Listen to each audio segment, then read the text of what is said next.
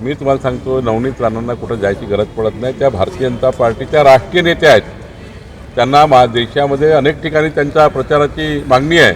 इतकं मोठं वलय आहे, इतकी मोठी पार्टी आहे, जगातली सर्वात मोठी पार्टी, जगातली सर्वात मोठी पार्टी, त्यामध्ये नवनीत राणासारख्या त्यांच्या बाजूने सर्वच त्या ठिकाणी पॅरामीटर आहेत. त्या नेत्या आहेत, महिला आहेत, त्या ठिकाणी त्यांनी संसदेत काम केलेलं आहे, देशामध्ये त्यांच्या अनेक ठिकाणी प्रचाराला बोलवतात.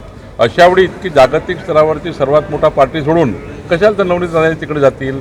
त्या हिंदुत्ववादी कार्यकर्त्या आहेत, त्या भाजपचाच विचार पटणाऱ्या आहेत, भाजपच्या विचाराच्या आहेत, आयुष्यभर त्या भाजपमध्ये राहणार आहे. पुनर्वसन नवनीत राणांचं होणार का? भाजपच्या वतीनं पुनर्वसन होईल का? आता नवनीत राणा ज्या ठिकाणी आहे त्या ठिकाणी चांगल्याच पदावर आहे. त्यांचा मान सन्मान हा भारतीय जनता पार्टीमध्ये उच्च स्तरावर आहे.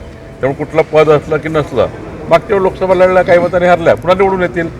माझं काय म्हणणं आहे, एखाद वेळी निवडणूक हरलं म्हणून काही सर्व संपलं का?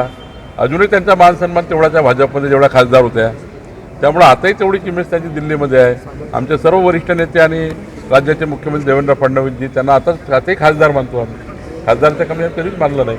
आणि त्यामुळं पद मिळालं की नाही मिळालं, मिळेल की नाही मिळेल, यामध्ये नवनीत राणांचे लक्ष नाही आणि आमचे लक्ष नाही.